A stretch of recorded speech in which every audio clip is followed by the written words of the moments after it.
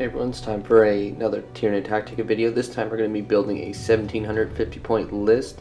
The last one I did was 1500 points, but that was back in the 6th edition rule set. So now we're going to be building a list in 7th edition. So we're going to kind of look at kind of a standard list I'd run with, and maybe this can help give you some ideas when trying to build up a Tyranid list at the 1750 point value, or even just 1500 points subtracting a couple units. This list is going to be kind of an all-comers. Nothing crazy in here. It's not super competitive, but it's still a pretty decent list. I kind of kept in mind Maelstrom and Eternal War Mission, so I'll explain my thoughts behind each choice. So let's go ahead and take a look at the HQ section of the list. So for HQ choices, I went with a Turbigon and a Hive Tyrant. The Hive Tyrant with wings has Twin Link Devours and also Electroshock Grubs. The reason behind this is flat out because it is the best choice in the Codex. Taking a Hive Tyrant with wings obviously makes him fast movement on the table, and having Electroshock Grubs allows him to easily template vehicles and drop off hull points quick for those high value vehicles in case there's land raiders or monoliths or whatever else is, well, pretty much any Necron vehicle for that matter. So it's good to have that. He's excellent because he tosses out 2 psychic powers, and for his points he's actually pretty ridiculous for how much damage he can put out on the table, and his survivability is pretty decent too. Obviously I'd make him the Warlord, being that the Turbigon is no longer a character. For my secondary HQ choice, I went with a Turbigon. Well, not a popular choice by a lot of people nowadays, with the Turbigons getting a huge point increase. I still find they're pretty effective on the table, and I like swarming the table with gaunts just to kind of give me more board control. I always take the Crushing Claws on them. I find having the +1 strength and armor bane is necessary, being that they're only strength 5. So if they do get to charge vehicles, it's very likely that they'll actually blow it up.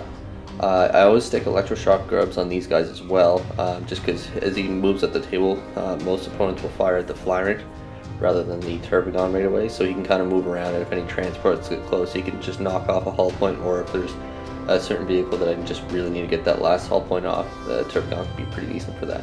So that's my reasoning behind the Turbigon, and obviously the Flyrant is a no-brainer choice.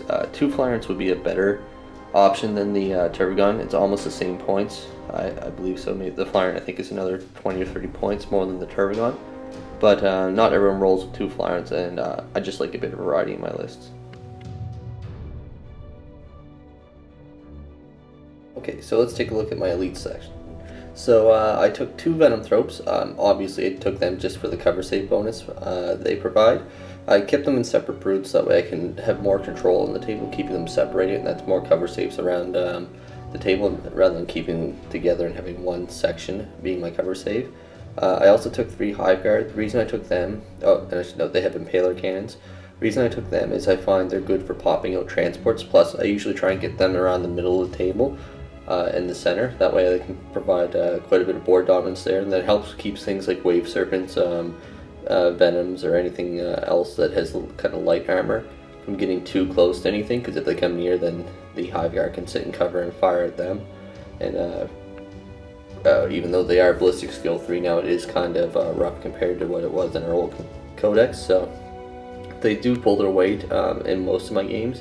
It's very rare that I have them do nothing, so generally they'll pop a transport or 2, or I can also use them to hunt down independent characters on the other team with toughness 4 or lower to instant kill them, and I've had a bit of success. They've taken out some Octarchs with the 2+ reroll cover save. So that's the reason I took my elite section. So I thought about that my force needs protection, so that's why the Venomthropes are there, and I knew that I might not have as many options to take out armor, so I took the Hive Guard just to kind of help with that, and also helps get some board dominance, because if you can get them to the middle of the table, they can just sit there and toss out strength 8, ignoring cover shots. So you gotta kind of think about how you're gonna approach this. My list on a whole, you'll see by the end of it, it's kind of a heavy hitting list. I took a lot of units and kind of get up the table, and they're fairly survivable, and with the addition of Venomthropes and a couple of my fast attack choices, it makes for a pretty solid list. So we're going to take a look at the troop section now. Okay, so taking a look at my troop section now, this is where my list kind of hits the point where it's set for Maelstrom and Eternal War. Reason being is because I chose Warriors and Rippers, and the way I have the Ripper set up, I find it's pretty good for Maelstrom. I take three of the Rippers have deep striking purchase with them, so these Rippers here would have deep strike, and my goal with them would be to sneak in and steal objectives. And so they can come in, and if there's a Maelstrom objective I need, they can pop up and take that. And being that their profile is really small, they can easily hide in cover and just hold objectives, and their instinctive behavior won't get them killed. While the other Rippers are small enough that they can sit back on my objective and hold it successfully and hopefully stay out of line of sight. So that's the reasoning behind that. So it works good for Maelstrom having deep striking Rippers, and even in Internal War just to kind of sneak up and hold an objective. Warriors are there obviously for synapse. I use them to kind of hold down my backfield and into the midfield if I need to head there. I always take a barbed strangler on them just to kind of dish out pinning checks, and if you get lucky they can kind of clear out large infantry blobs and also pin things too, which is extremely helpful. So that's the way I went with my troops choices. I have a total of 3 synapse units in this list. All 3 of them are pretty survivable too. Warriors in the back generally stay alive for quite a while. Flyrant, he's very survivable, as is the Turbigon. So I kind of keep the Turbigon and Warriors mid to backfield, while the Flyrant provides the forward synapse. So you kind of got to think about how you're going to cover the table with your synapse. So that's kind of my goal going into this list. So we're going to take a look at the fast attack section next. So in the fast attack section I have 15 gargoyles and then a hive crone. I went with this because the hive crone just provides another flying monstrous creature, and working together with the hive tyrant, they can provide some anti-air, as well as it's pretty good at anti-infantry and can just really harass the opponent. I took the 15 gargoyles. Obviously they're going to work in combination with the venom toads, providing cover saves for the whole army. So as long as these guys are out front, they can, for the most part, provide 5-up cover saves to everyone. When in combination with the venom tropes, this goes up to a 3-up save. So essentially you're providing a 3-up cover save for your whole army. And if you're lucky and stealth's in play, you can have almost, well, not almost, you can hit a 2-up cover save, which is pretty nice. So these guys work very well with venom tropes or malanthropes if you have them, but I don't have any, and we're just building off the base codex. So you got to kind of get the synergy built in your list. So you can see in my list here, I got the crone to work together with the flyrant. The gargoyles work well with the venom thrope and the whole army itself, essentially. Best way to deploy them too is I usually just put them in a line in front of the army, and they can just kind of jump around, provide cover saves. So that's really the reason behind the fast attack. There's not much more to it than that.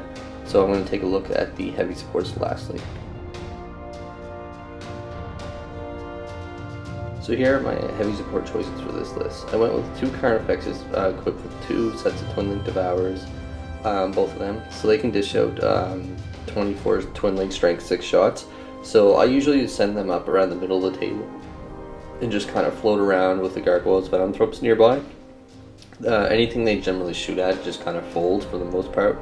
Just with such a high volume of shots, you can take out most anything just through volume of fire. And also too, if they can make the charge, they can crush any vehicles, and if they're not fighting really elite close combat enemy units, they can generally survive and crush most things with their strength 9, hammer of wrath, and just strength 9 base, which is pretty good. Then I brought 3 biovores. They generally sit at the back with my warriors. I took them because I want a really strong anti-infantry presence, and in combination with the Flyrant, Carnifexes, and Hiveguard, there can essentially be my armor crushing value. So if I can blow the transports on the enemy team with them, the Biovores can easily mop up any infantry, and also with the Hive Crone and Tyranofex moving around with them, it really provides a strong anti-infantry role. So my goal with this list is to just crush any infantry who land out there, and with having the Carnifexes and Flyrant dishing out a lot of shots against elite infantry, I'm going to just hope volume of fire will do the trick. And so my third choice here, the Tyranofex, I take him in pretty much all my lists with the point drop this guy saw in their new codex released last year. He's pretty awesome right now. Being able to take electroshock grubs is great. Including them on him in this list, I take it pretty much every time. because any vehicle he gets near, he can just use that and toss it a haywire. And with his strength 6 AP4 template, it's cleared out most enemy units. I generally play against a lot of Tau, Eldar, Imperial Guard, and Dark Eldar, so his Flamer works very well for me. Even against Marine armies, it works well because with the torrent that's on it, you can kind of just hit them a bunch and again sit through volume of wounds. They'll eventually fail those 3-up saves or 2-up saves depending on what you're battling against. So that's the reason I took my heavy sport choices. They kind of complement the rest of the list. You kind of use everyone together. Like the Biowars are going to stick near the Warriors for the most part. You could have took the Living Artillery node, I suppose, in this list and kind of just dropped the Tyrannofex or one or two of the Carnifexes and brought the Living Artillery formation, but I'm not including any formations in this list building video. It's just going to be through the main codex in the new edition. So that's building a 1750 point list. I feel this list is not weak, but it's not super strong. The 2 flyers would obviously be a better choice, but I feel like it's a solid list to use against other armies who are just kind of using a basic fun list. Then it'll do pretty well against. Then it may even be decent in competitive environments too. I'm not really sure, but in the group that we play, this list is generally kind of the basic one that I bring a lot, and it works pretty well. So it's a lot of success with it.